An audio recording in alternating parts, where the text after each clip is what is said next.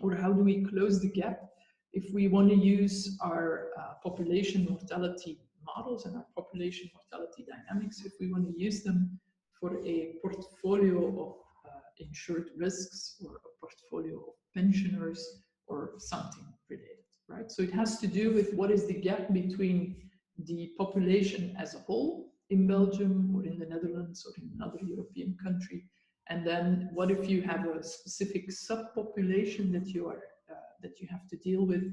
How can you match these two different groups? So that's the idea of this part, right? So here you see this in the title, and we're going to talk about population versus portfolio specific. So portfolio specific, you can also see that in a way more general term, like I just said, it's a subpopulation. So if you would look at, for instance, the United States, then you could look at the states as general, and you could compare it to the population or the people living in California, for instance. So it has to do with this kind of differences. So for many countries, by now we know that we have age, gender, and period mortality rates available. So that means if we go to a source like the Human Mortality Database, we can find there are mortality rates per age, per gender, and per period and country, right? But these are available at the level of the national population, right? So we studied two famous models for that. That's the one in the Netherlands, the one used in Belgium. But of course, substantial heterogeneity in mortality rates exists between individuals within a population. Yeah? And it's about this kind of heterogeneity that we want to talk today. And the reason why we still have this heterogeneity being present is, of course, because of demographic reasons, socioeconomic differences, selection effects, and other processes which are playing which are relevant in this question, right? So if you think, for instance, about socioeconomic differences, you could say the people who buy a life insurance, for instance, they have enough money and they can afford buying such a policy. So that's a different group of people compared to when you look at the overall population in Belgium. If you look at selection effects, then we're talking about if you go for a life insurance policy with an insurance company, for instance, in combination with a mortgage, if you insure a quite substantial amount of money, then the insurance company will typically ask you to go through a certain examination, to fill in some questionnaire, etc., and will decide then whether you, or at which rate the company will offer you this policy. And so that's what we have to, or that's what you could see as the selection effects as well. So that is the screening that the insurance company does when the company is offering you a specific rate for a specific type of life insurance policy. So we're going to focus here in this presentation on what we call basis risk. And now basis risk, that's a very big term and that is used in different fields to denote different types of risks or situations. But here we're going to use it to refer exactly to that risk that exists, that there is this gap between population and portfolio mortality, and that perhaps I cannot, that there is some uncertainty coming with this gap that exists between population and portfolio mortality, right? So perhaps I'm not I'm not sure what exact the factor is, if you want, or the differences between the mortality rates in my population and in my portfolio. So there's some risk that comes with this gap. In order to point you at some useful references which are studying the analysis of this basis risk, I uploaded 2 documents on our literature list on Toledo. These are pretty new, and these are the result of a collaboration between academic researchers working on mortality and then people in business designing, for instance, longevity hedge constructions. So people looking in business at financial solutions, financial instruments in order to protect, or in order to offer protection to pension funds, to insurance companies against the longevity risk. So here we see these two references where people have been looking at what would be a good methodological framework to assess this basis risk. And I want to show you some highlights of what this study has been doing or has been proposing in the presentation today. So once again, where is this longevity basis risk coming into play?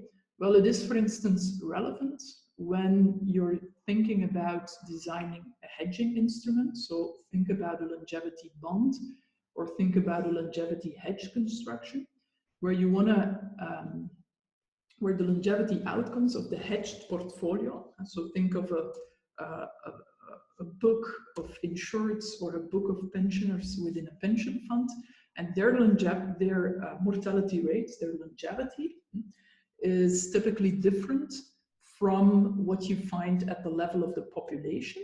And it's typically the population for which this so-called mortality indices have been are published, right? So if you set up a longevity hedge construction, then what you can rely on this published mortality index at the level of the population, but you will have to think about how to translate that into what the mortality rate will be for the book of insureds that you are covering. Yeah? So it all has to do with capturing this gap, this difference between what is happening at the population level versus what is happening in your portfolio. And that's not only relevant if you're thinking about setting up financial instruments to offer protection against longevity risk. It's also relevant when you are pricing insurance products, life insurance products, when you are thinking about setting up appropriate reserves needed for your insurance, life insurance products. Then again, you will have to think about how to use the population data in combination with your own book data or your own policy data, right? So what we're going to do is we're going to try to capture trends not only in the reference population, that's what we've been doing so far, but we'll now also think about what's going to happen in the population in your portfolio. And if we want to generate scenarios for future mortality, then how can we translate, if you want, or transform or adapt the scenarios generated at the population level to scenarios generated for the book of insurance. Yeah? So that's our mission. So if I look back at what this report on basis risk and assessing basis risk, what they framed as the key questions, then I will copy their key questions here on the sheet. So they say, first of all, what is an appropriate model for the mortality rates over time in these two populations? And the two populations here should be understood as the bigger population, national population, and then the smaller subpopulation, which is in my book of insurance contracts or my book of pensioners, right? And how can we then generate a distribution of future scenarios to evaluate possibly different evolution of mortality rates in the two populations? Yeah? So we're going to think about how to set up a model for these, for the national population in combination with a portfolio. And we're going to think about, if we want to include some time dynamics, then how can we generate future scenarios both for the population and for the book of insurance. That's what we're going to try to do in this session. Okay. So the approaches that I want to sketch, and let me briefly introduce those before we take a break. So if you say, well, let's look at the literature and let's see what people have been proposing as a way to approach this problem. So what if we look at this problem from the research perspective? Then I think in general, you can identify three avenues or three possible approaches, which I would like to sketch today. And the first one is what I will describe here as a risk classification approach. And this is very close to what we're doing in the data science for non-life insurance class, for the students who are also taking this class with me. Remember what we're doing there. We're trying to price an insurance product by taking into account the risk characteristics of the insured, of the policyholder and the vehicle that is insured, etc.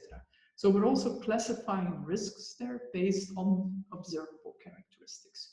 But here you can do something similar, and you could say, well, if I want to say something about the mortality in my book of insureds, then I will try to keep track of information such as, are you a smoker or not? What kind of profession are you doing? Is this a profession with a high risk of getting involved in an accident, or is this a blue collar versus a white collar kind of profession? So we're trying to get or to collect some information on different types of variables, which could allow us to explain the difference between the mortality in the population and in the portfolio, which could also help us to explain differences in differences in the mortality between policyholders in my book of insurance. Yeah? So that's what I will describe as the risk classification approach. You're going to try to collect some information on observable characteristics and use them in a statistical model. Then the second approach, which has been particularly developed in this report by the researchers at Cass Business School and the people at this longevity, this consulting firm studying the longevity report. Well, this approach is called a relative approach. So that means we're going to build a model for the reference population first. We're going to fix this model at the reference population and then model the book mortality dynamics, given that the reference model is fixed. And now this may look a little bit strange, but that's exactly what we've been doing when we were thinking about calibrating the ALIM model for the Dutch mortality rates, for instance, in the presence of a larger data set collected at the European level. Because there we said, okay, let's do the European population first. Let's fix the mortality dynamics at that level, and let's then model the Dutch deviation, the Belgian deviation from this common European model. So that's exactly the same kind of approach denoted here with the relative approach. Yeah? So you do something first for the bigger group, for the larger group, you fix that, and then you try to model the deviation from the smaller group compared to this bigger group. And then as a last dimension in research, we could also think about setting up joint models with Bayesian statistics. This is something that I've been working on a little bit with Frank van Berkum and Michel Vellekoop from the University of Amsterdam. I refer here to our paper explaining that, but I decided not to cover it in the web class today. The idea is that using Bayesian statistics, you can avoid this step-by-step approach, and you can estimate the whole thing at once, right?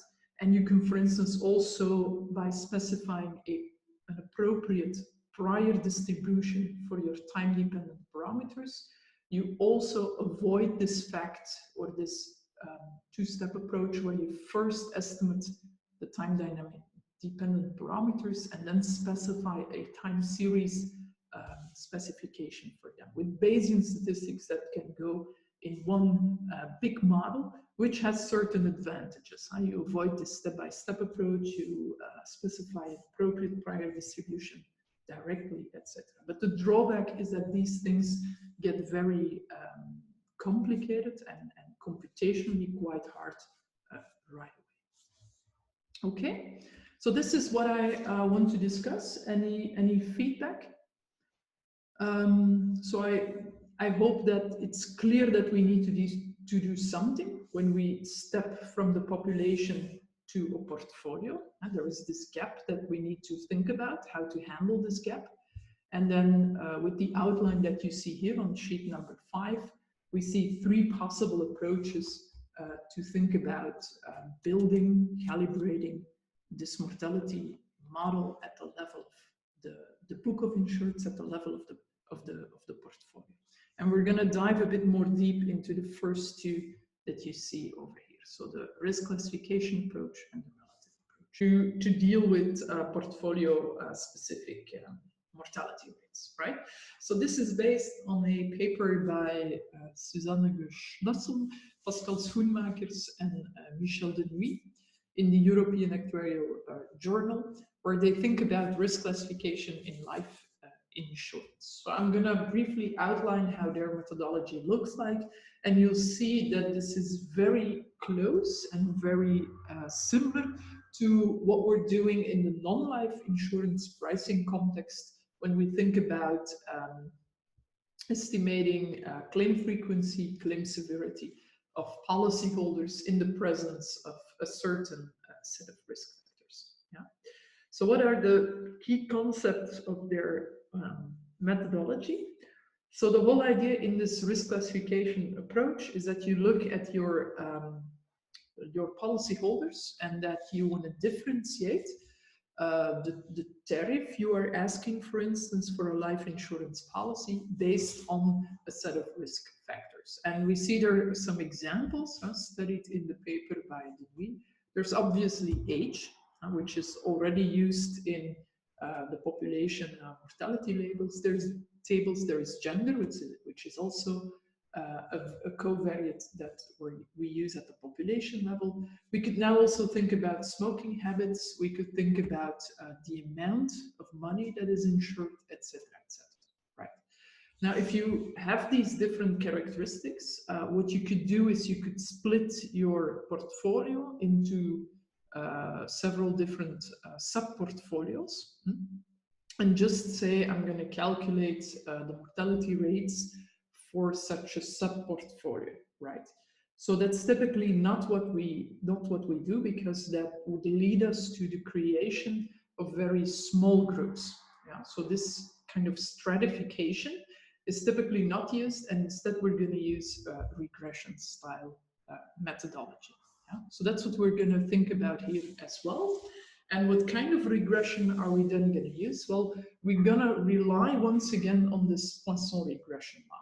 And now that's good news, because we already encountered this type of regression model when we were writing down the likelihood for our the likelihood to calibrate our force of mortality, right?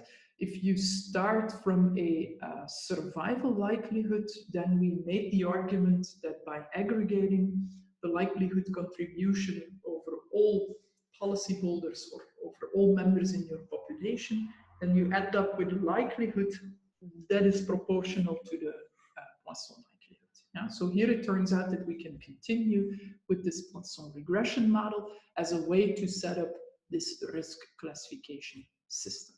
Yeah? Poisson regression is part of the so-called generalized linear models, so that makes this whole methodology of GLMs at our disposal to handle this question.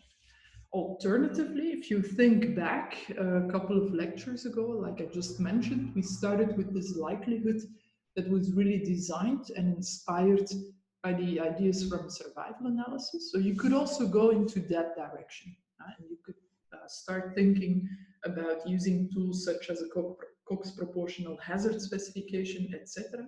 So what you're doing then is that you would be working in continuous time, and you would really be following the individuals over time and their characteristics, right? And you would have to monitor, okay, how long is this individual alive? When does he die?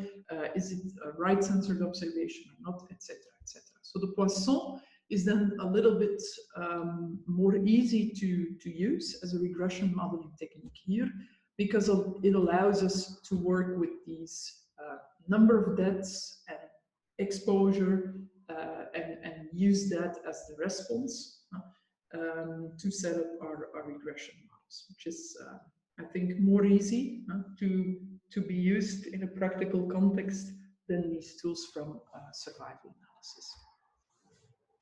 So here, for those who are not in the data science course with me, here are some references to the use of GLMs.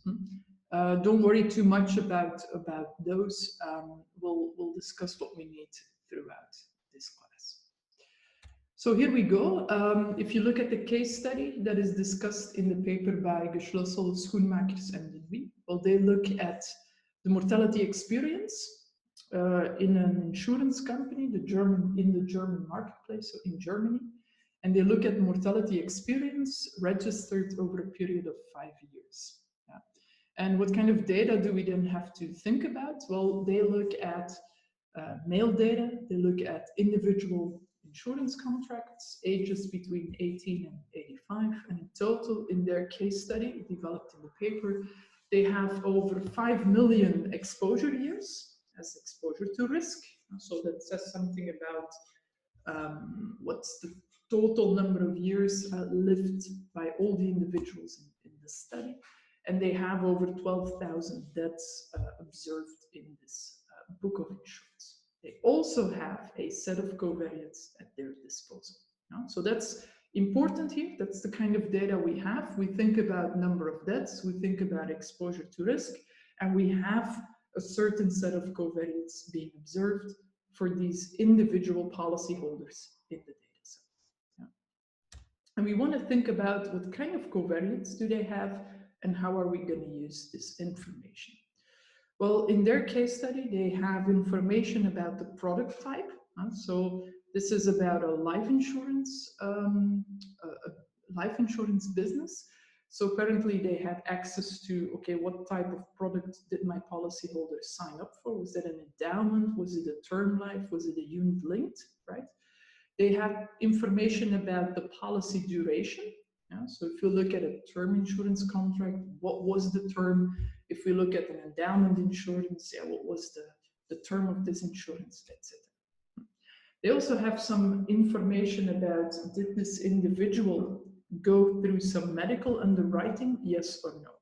So that has to do with, has there been some pre-screening of the policyholder, medical screening, before offering him a certain, the rate, the tariff to buy this insurance policy, right? Was there an indication of extra mortality? So that means if, as a result of this medical investigation or as the result of existing conditions, health conditions, did the insurance company assign some extra mortality, so some loadings as a percentage of the baseline rates to this individual, to this policyholder or not? And then, of course, we have the amount insured. We will create bins of these amounts, so we'll group them in, let's say, groups of 10,000 euro or something, and use this as a variable in our study as well. Yeah? So this is what we have for this particular case study. So I just want to mention it here to give you a bit of a flavor of what an actuary working in a life insurance company could have at his or her disposal in order to build this model for portfolio mortality. Yeah? So this is a possible list of covariates that could be available. Now let's dive a bit more into what you can do with this information.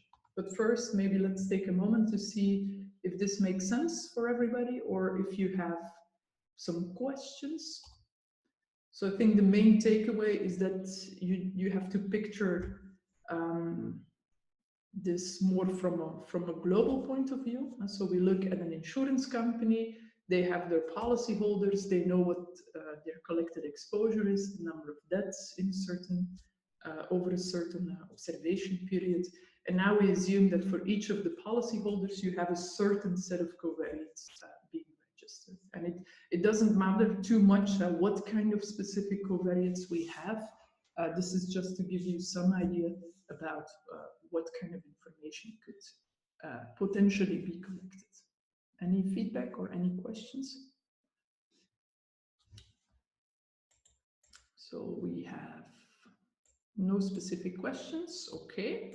So let's then see how we can handle this information statistically. And I will first show you or give you some insights in some exploratory tools that we could set up just to explore a little bit what is the experience in our portfolio. And then we're going to leverage these insights into building a statistical model. So first of all, and I'm going to follow this article that the article by Denouy et al. I'm going to follow that approach closely. So the first thing they do is they're going to estimate baseline mortality rates using a Poisson regression for the death counts, where they ignore the available covariates. Yeah? So first of all, they say, well, let's look at the age effect. Let's look how the mortality in my portfolio is changing across age. And the easiest way to do that is to look at a Poisson regression model with dx being the death count, so the number of people hx who die at hx, and model that with a Poisson distribution with as the mean the exposure to risk at hx multiplied with a baseline force of mortality, which is denoted here with the mu x b, right? So keep in mind this dx, this exposure at risk at hx, these are measures that I can calculate from the available information, because I can follow my policyholders over time, and I could say, okay, are you alive at hx? If you were alive during the whole year, you contribute +1 to the exposure at risk at hx. If you die at a certain point throughout the year, then you're only going to contribute a number smaller than 1 to the corresponding exposure, etc. So this is something we can get out of our data set.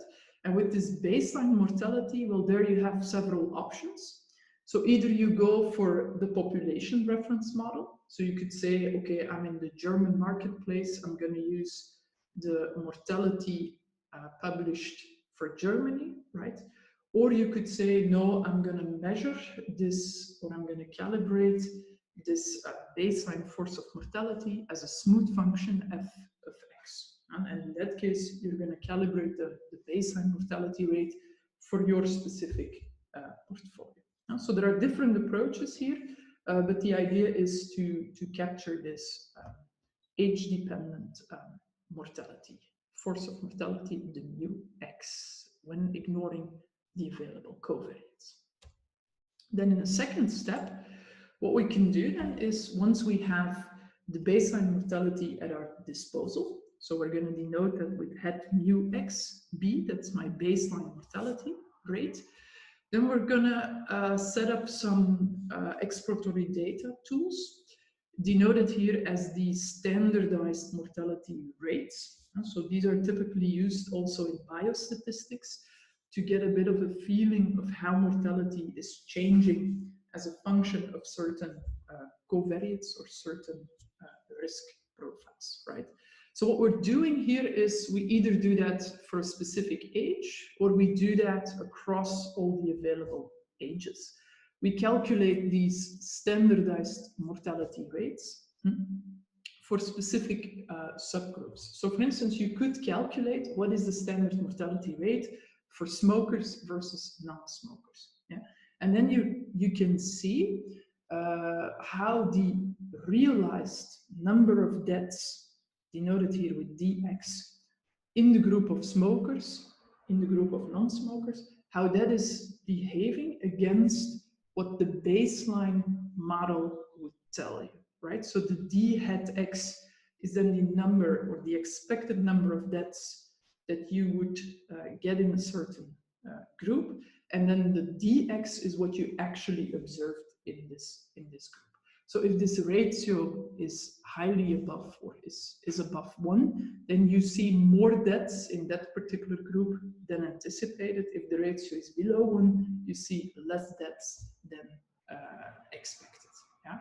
And so that already gives you a feeling, if you plot these SMRs against different levels of your covariates, and you get a bit of a feeling like how do the expected number of deaths, or how are the number of deaths changing as a function of the available covariance. So which factors do I think increase expected mortality, which factors decrease my mortality. Yeah? So these are some tools that I could use to get a grip on that.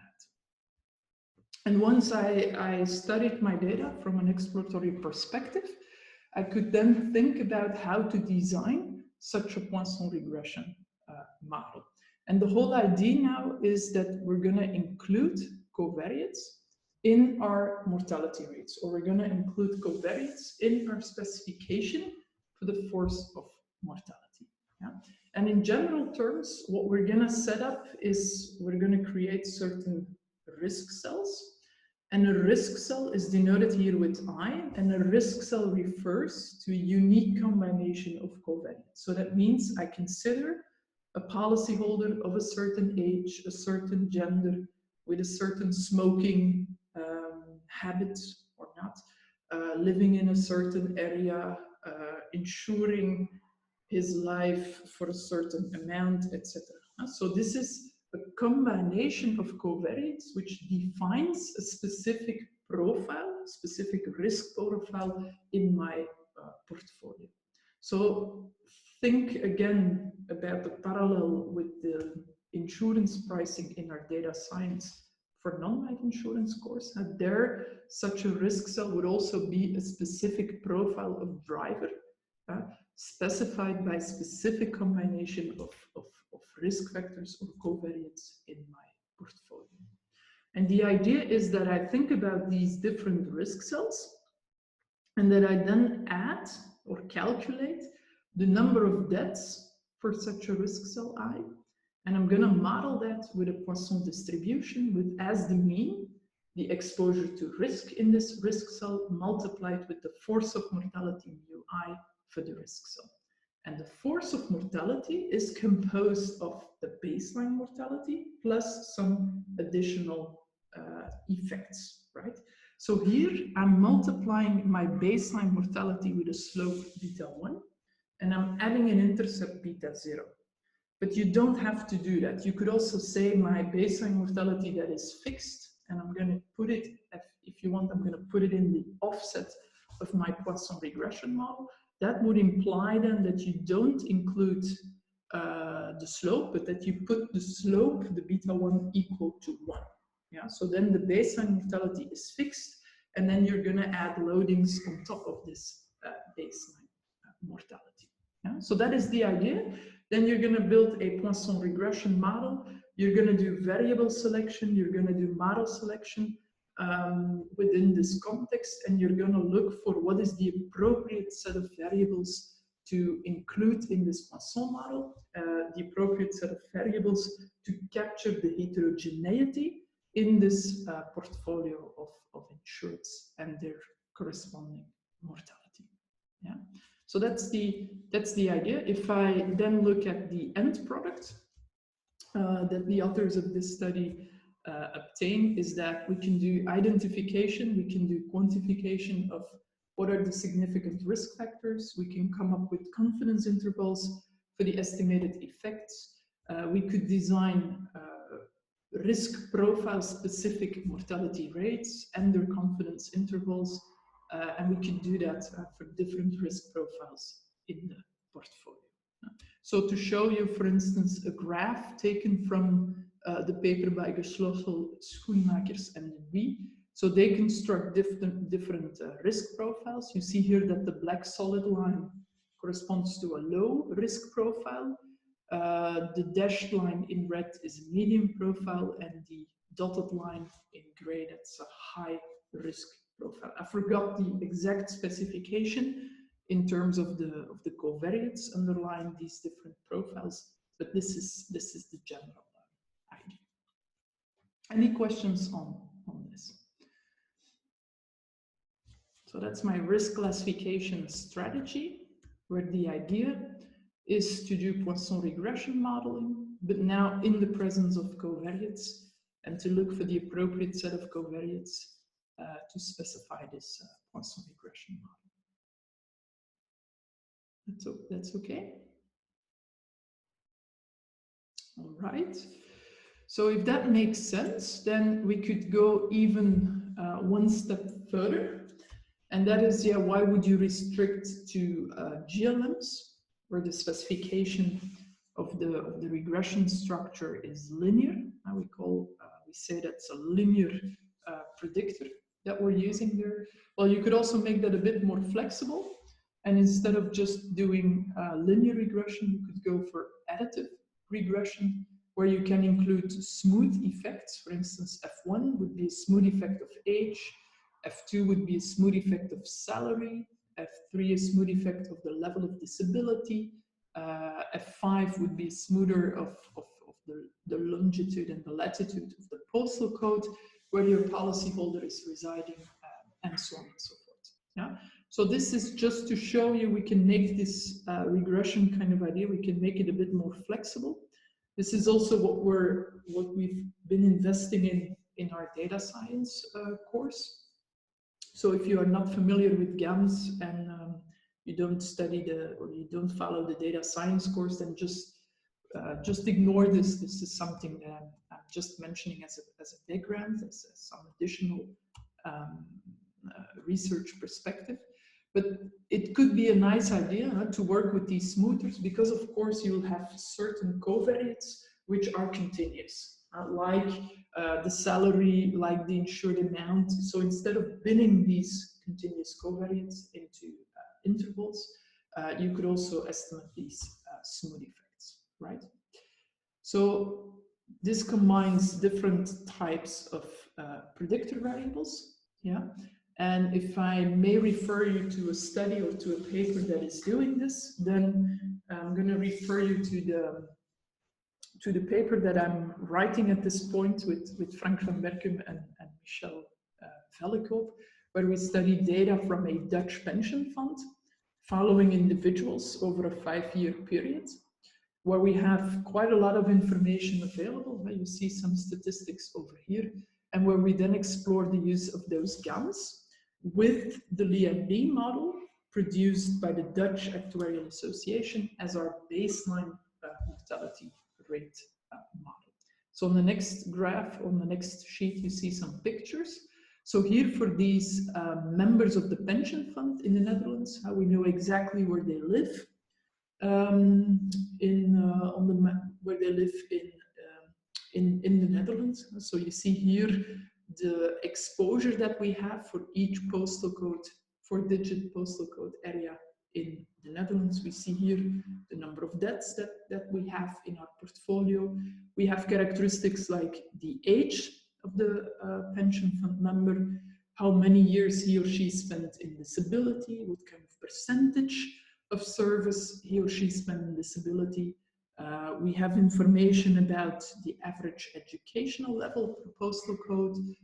We have information about the salary earned in irregular working hours, so working at night, working irregular shifts, etc., etc. So the idea here is, can we build a mortality model at the level of the pension fund which captures the heterogeneity among these different policy holders, right? And uses their observable risk factors to build such a mortality model. So that's what we do in this particular paper. Yeah. So for those who want to see a more recent version of the work, if I did it well, if you go to sheet number 16, and if you follow this, you will be directed to my website, and then you see in the folder or in the page covering my research on mortality modeling, you will see that the first reference here is to the paper that I'm referring to, quantifying longevity gaps using micro-level lifetime data. So if you open that paper over here, then you will see what we particularly do in this study.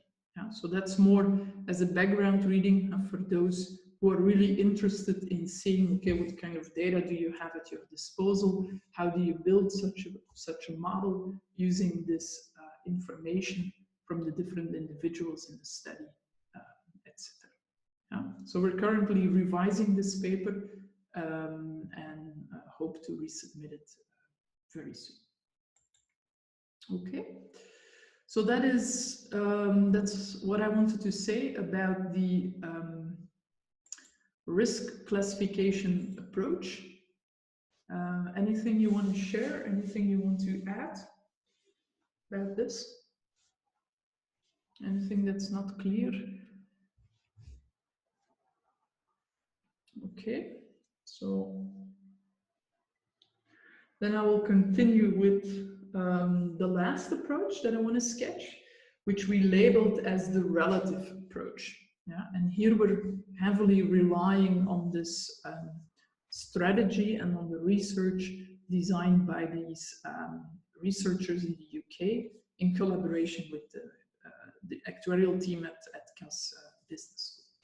So the whole idea about the relative approach is it's super similar to what we did for the Lee model. Yeah.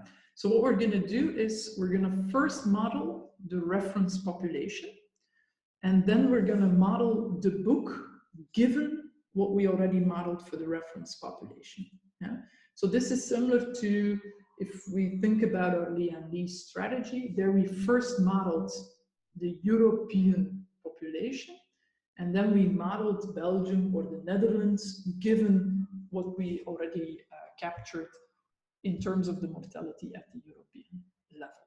Yeah, so that's exactly the same kind of thinking that we elaborate here.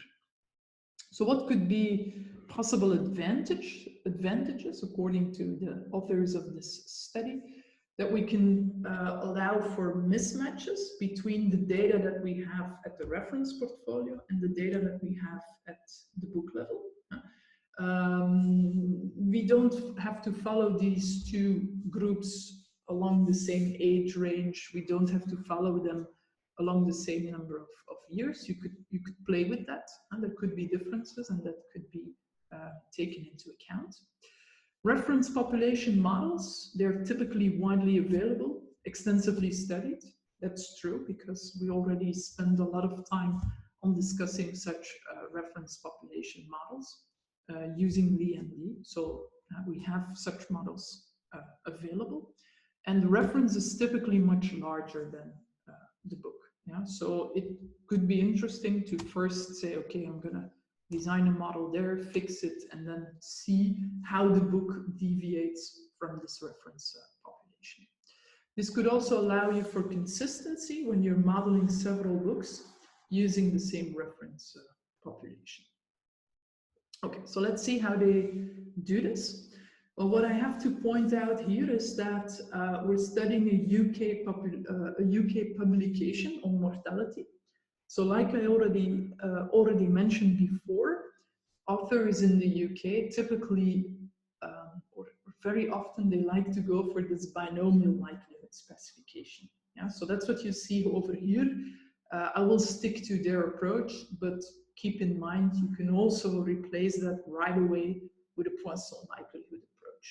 And the whole idea will be quite similar to what you see here on the screen, right? So here is step one. It's a two-step approach. First step, we're going to fit a model for the reference population. We're going to model the number of deaths at hx period t in the reference population.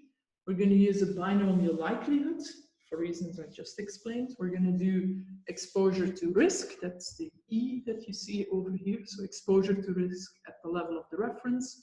And we're going to use, for the mortality rate, it's going to be the Q at the level of the reference population. This Q should be a probability between 0 and 1. So what we're going to do is called logistic regression. Now we're going to specify the logit of Q, which is the logarithm of Q divided by 1 minus Q. We're going to specify that with a structure that we recognize from the life metrics models that we've already been studying. So this here, what you see over here, this is a super general way to write down any of the classically studied single population mortality models. So a Lee-Carter model could be part of this. This could be a CBD model. This could be a Renshaw-Haberman model. This would be whatever you think is appropriate for the reference population that you are studying. Do notice the superscript R that I'm going to use everywhere, because this is what I do for the reference population. All right? Make sense? Any questions?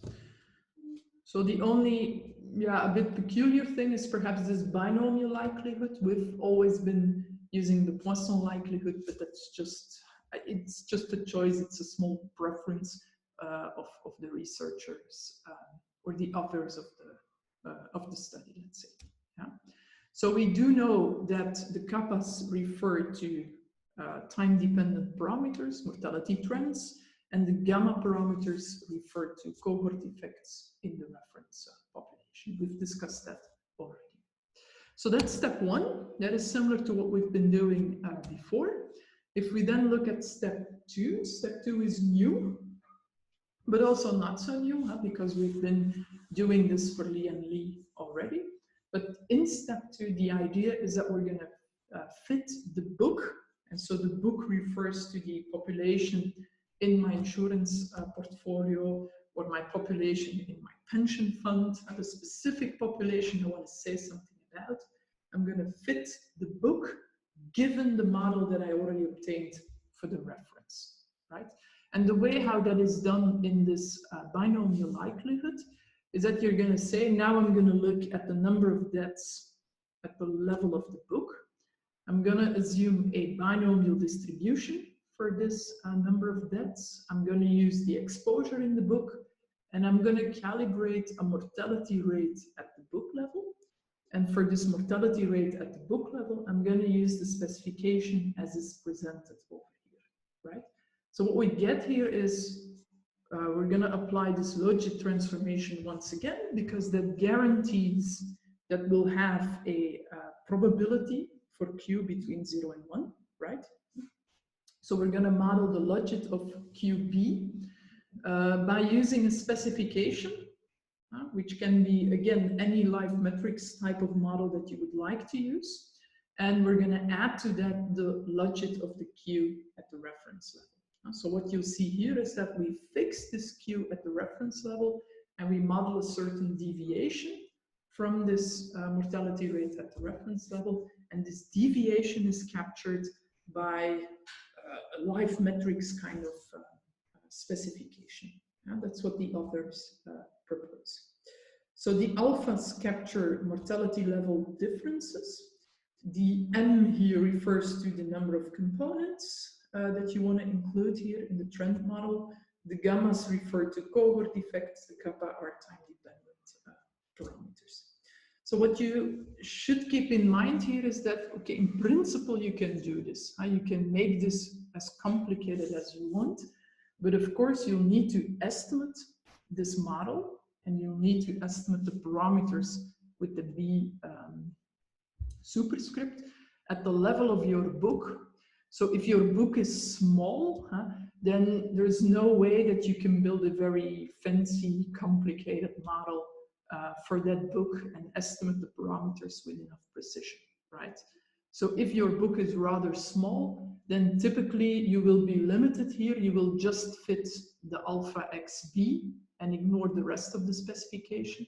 Or you would even just fit an alpha B, which is not age dependent, but just a general constant that measures or that captures the gap between the mortality rate at the level of the book and the mortality rate at the level of the reference population. So it really depends on how large is this book and how deep can I go into calibrating these life metrics type of models with enough precision, with enough accuracy.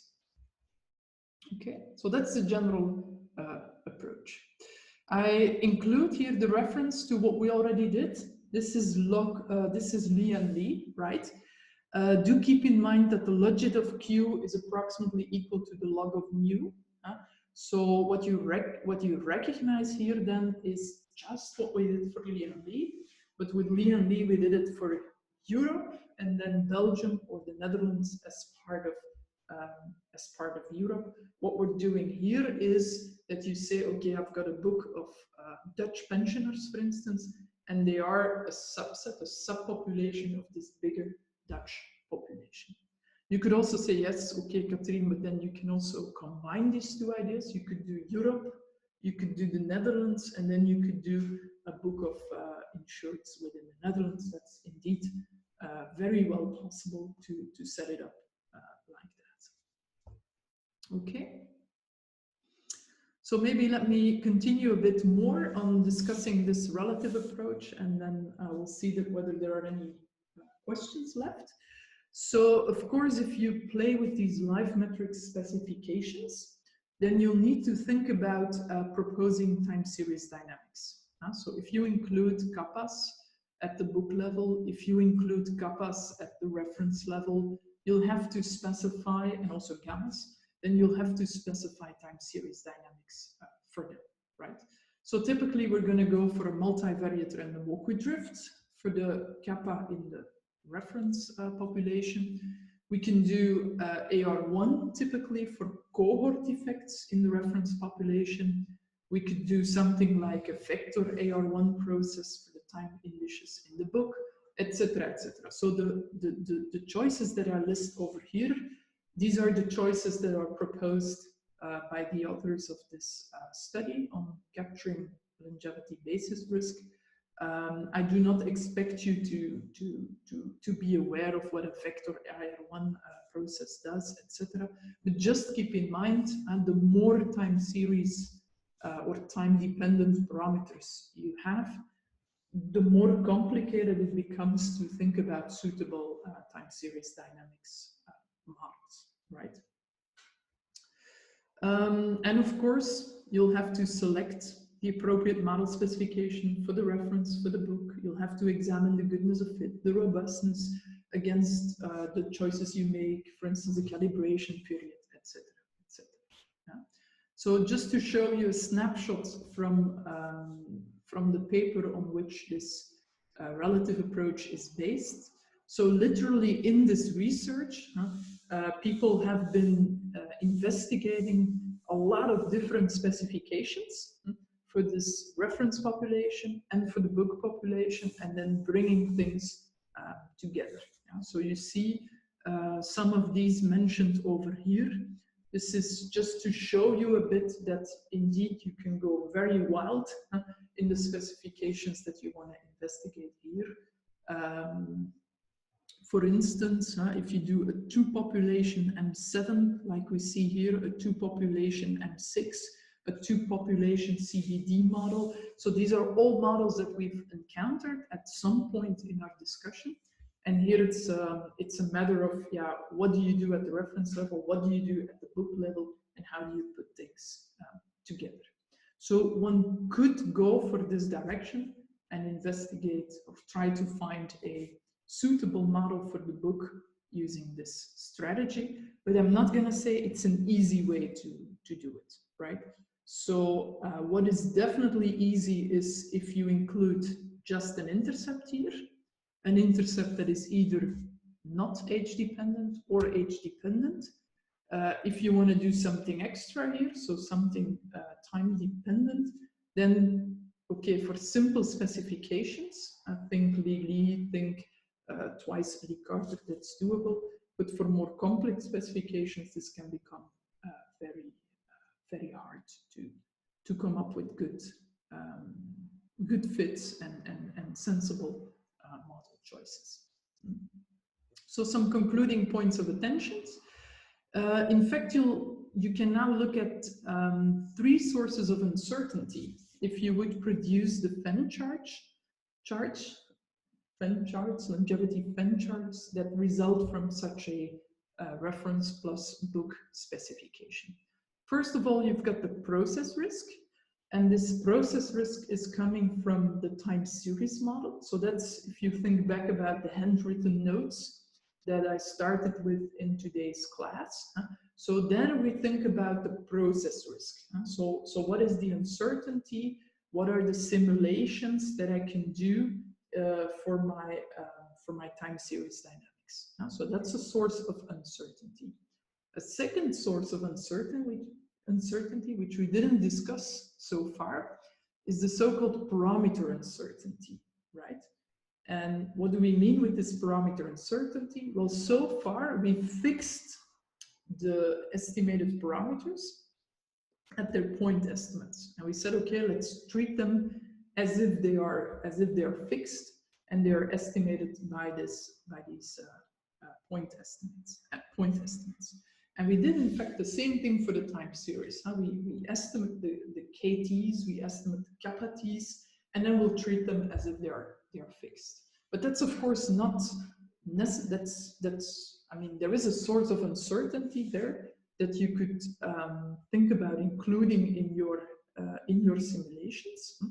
And this uncertainty is coming from the fact that you estimate an unknown parameter and that you fix the value of this parameter at its point estimate. Yeah?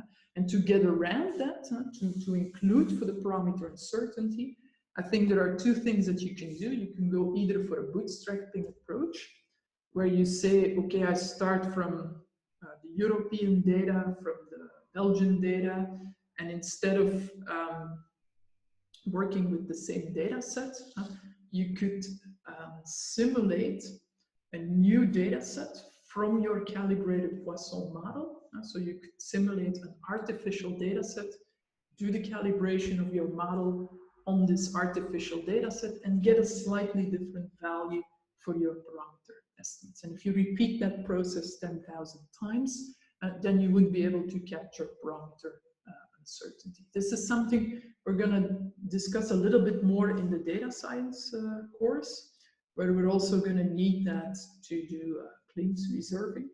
But for those who are not in that course, so don't worry, just keep in mind, if I want to include parameter uncertainty, then I'll have to set up bootstrap simulations, or I'll have to go for a full Bayesian implementation of my model. And that would also allow me to take the uncertainty that comes with the parameter estimation into account. Then the last thing that we shouldn't forget is the sampling risk.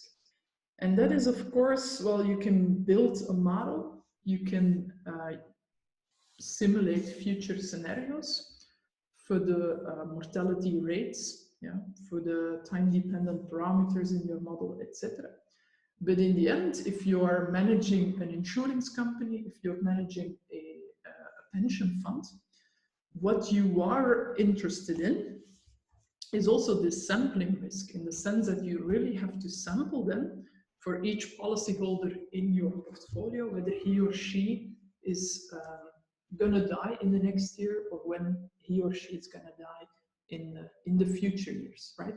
So that implies random sampling, number of deaths from a Poisson distribution, from a binomial distribution, or even random sampling future lifetimes at the level of an individual portfolio.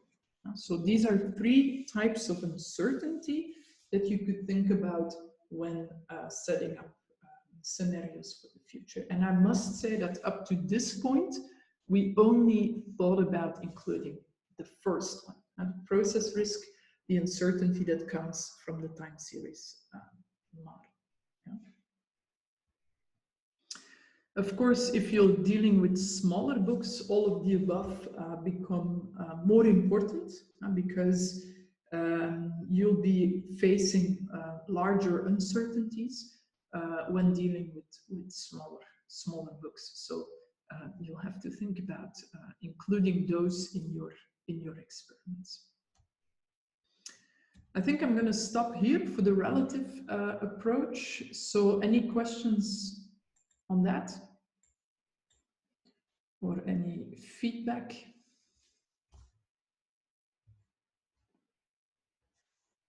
Yeah. So it's important to realize for this part of the course that there is this gap between population and portfolio. So we have to think about how to bridge this gap.